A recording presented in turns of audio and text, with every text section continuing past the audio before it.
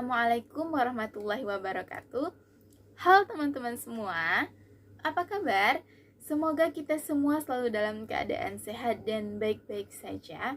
Nah teman-teman semua, sama seperti biasanya, sebelum masuk kepada inti video kali ini, izinkan saya terlebih dahulu untuk memperkenalkan diri. Halo semuanya, perkenalkan nama saya Heni Anggraini dengan NIM H1B1200804. Saya dari Prodi Ilmu Politik Fakultas Hukum Universitas Jambi. Nah teman-teman semua, pada video kali ini saya ingin menjawab beberapa pertanyaan yang telah diberikan, di mana pertanyaan ini untuk memenuhi tugas akhir semester mata kuliah Pemikiran Politik Indonesia yang diampu oleh Bapak Arif Rahman, SIPM IPOL. Nah, berikut saya tampilkan soal-soalnya. Nah, teman-teman semua, tanpa berlama-lama, langsung saja kita masuk kepada soal yang pertama dan pembahasan soal pertama.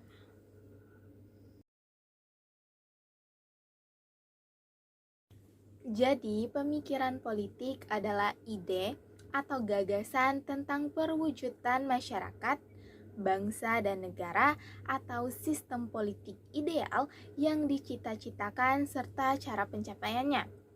Ide atau gagasan tentang sistem politik ini diperlukan sebagai pedoman penentu arah perilaku politik seseorang, sekelompok orang atau elit politik, masyarakat, bangsa, dan negara. Ide atau gagasan tentang masyarakat, bangsa, dan negara ideal tersebut tidak hanya dalam bidang politik, melainkan hampir meliputi seluruh segi kehidupan masyarakat. Nah, relevansinya terhadap ilmu pengetahuan bahwa pemikiran politik ini merupakan bagian dari ilmu sosial yang memiliki objek kajian-kajian di dalamnya. Kegiatan sosial ataupun politik yang berhubungan dengan masyarakat yang saling mempengaruhi di dalamnya. Nah, langsung kita masuk ke penjelasan nomor 2.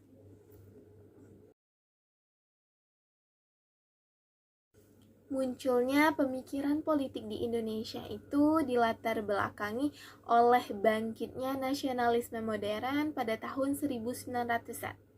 Secara nyata diawali dengan munculnya sekelompok kecil mahasiswa dan cendekiawan muda yang menganggap bahwa dunia modern itu sebagai tantangan terhadap masyarakatnya. Nah, para mahasiswa dan cendekiawan muda ini tadi, kebanyakan dari mereka itu telah belajar di luar negeri. Dan mereka membawa ideologi-ideologi yang telah mereka pelajari ataupun mereka dalami ke Indonesia. Minat terhadap persoalan-persoalan politik menjadikan mereka sangat intens mendiskusikannya. Bahkan berkembang menjadi pemikiran yang kritis dan sistematis tentang nasib bangsa dan negaranya. Karena para pemuda tadi mengidentifikasikan dirinya sebagai calon pemimpin masa depan. Tahap perkembangan pemikiran-pemikiran yang kritis dan sistematis ini tadi berubah menjadi pemikiran yang jelas dan tegas tentang kemerdekaan Indonesia serta cara mencapainya. Langkah konkret yang dilakukan adalah diciptakannya tujuan dan cita-cita yang dimaksud. Contohnya, Sumpah Pemuda 28 Oktober 1928. Tentunya hal tersebut tidak terlepas dari kondisi politik pada saat itu. Setelah lahirnya pemikiran politik, para mahasiswa dan cendekiawan muda ini tadi mulai berorientasi pada kekuasaan politik, yaitu ingin melepaskan diri dari kekuasaan pemerintahan kolonial pada saat itu dan segera memproklamirkan kemerdekaan Indonesia. Setelah 17 Agustus 1945, Indonesia secara resmi memproklamirkan kemerdekaan. Kendala yang dihadapi dalam rangka mewujudkan pemikiran politik sesuai dengan tujuan negara adalah pemegang kekuasaan yang masih belum mempunyai pengalaman dalam memegang kendali sistem politik seperti penentuan ideologi yang cocok dan sesuai dengan karakter bangsa. Dari hal tersebut, tentunya hubungan antara pemikir dan pemegang kekuasaan politik itu saling sangat diperlukan. Nah, langsung saja teman-teman, kita masuk ke pembahasan soal yang ketiga.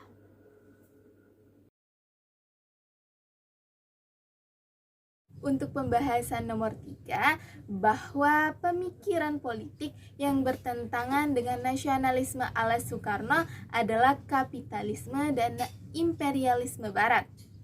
Nasionalisme dalam konsepsi Soekarno itu tidak ditujukan untuk memusuhi bangsa dan ras lain, melainkan untuk memusuhi sistem penindasan kapitalisme, kolonialisme, dan imperialisme. Soekarno juga menyebutkan bahwa tidak hanya memusuhi kapitalisme bangsa lain, tapi juga menentang kapitalisme bangsa sendiri. Dalam bukunya yang berjudul Kapitalisme Bangsa Sendiri, Soekarno menuturkan bahwa kapitalisme adalah ajaran pergaulan hidup yang memisahkan kaum buruh dari alat-alat produksi. Kapitalisme, kata Bung Karno, memiliki arah verelendung, yaitu menyebarkan kesengsaraan. Oleh karena itu, Bung Karno sangat memusuhi yang namanya kapitalisme dan imperialisme. Untuk melawan daripada kapitalisme dan imperialisme barat tadi, Bung Karno menyatukan 3 golongan, yaitu nasionalisme, islamisme, dan marxisme. Dan Bung Karno juga membuktikan bahwa ketiga golongan yang berbeda tadi bisa bersatu, yaitu ketiga golongan itu sama-sama memiliki persamaan, yaitu sama-sama ingin melawan dari kapitalisme dan imperialisme barat tadi. Nah, untuk tokoh dari kapitalisme itu adalah Adam Smith, sedangkan tokoh-tokoh dari imperialisme adalah Gindels, Van den Bosch, dan Van der Capellen. Nah, teman-teman, langsung saja kita masuk ke pembahasan soal yang keempat.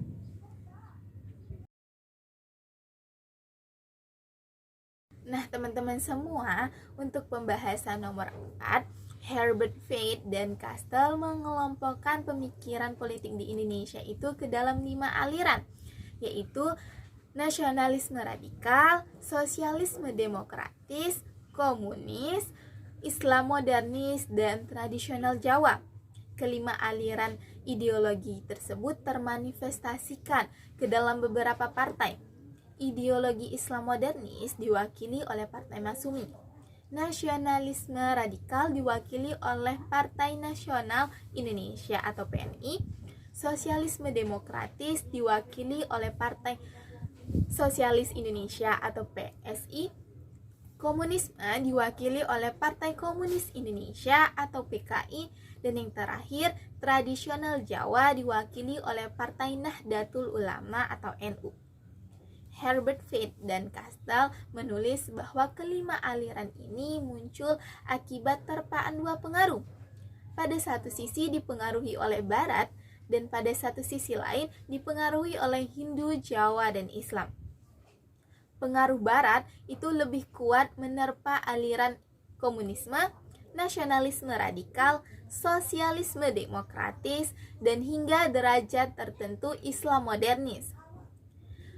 Pada pengaruh tradisi Hindu Jawa itu lebih kuat menerpa aspek tradisionalisme di tubuh nasionalisme radikal, kejawaan di komunisme, dan sebagian aliran Islam tradisionalis. Sementara di tradisi Islam itu lebih kuat menerpa pada aliran Islam modernis, Islam tradisionalis, hingga derajat tertentu sosialisme demokratis.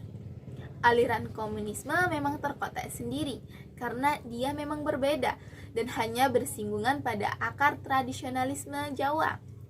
Sebab itu, PKI cukup populer di Jawa, terutama di kalangan yang disebut sebagai Clifford Geertz sebagai abangan. Nah, teman-teman semua, langsung saja kita masuk ke pembahasan yang kelima. Nah, teman-teman semua, sampailah kita pada pembahasan yang terakhir ataupun pembahasan yang kelima, bahwa perubahan tradisi politik menjadi demokrasi politik yang institusional pada era reformasi menurut saya berdampak lebih baik dibandingkan pada masa Orde Baru. Karena seperti yang kita ketahui, pada masa Orde Baru itu banyak terjadi penyimpangan-penyimpangan politik, di mana kita hanya mempunyai 2 partai dan 1 golongan karya. Dan ketika diadakan pemilu, maka yang memenangkan pemilu itu hanyalah Golkar. Dan para pegawai pun diminta untuk selalu berpihak kepada Golkar. Tapi di era reformasi ini tidak, di mana kita bebas memberikan pendapat, masukan, dan bebas menentukan pilihan kita tanpa intervensi dari manapun. Nah, teman-teman semua, itulah sedikit pembahasan dari pertanyaan-pertanyaan yang telah diberikan. Semoga apa yang saya berikan ini bisa bermanfaat dan menambah wawasan kita semua. Dan saya mohon maaf apabila ada penjelasan yang salah mengenai penjelasan yang saya berikan. Dan terima kasih buat teman-teman yang udah mau mampir dan menonton video ini. Untuk sumber jawabannya nanti saya taruh di description box, bisa kalian lihat untuk link sumber jawaban dari apa yang telah saya jelaskan. Dan sekali lagi terima kasih. Dadah.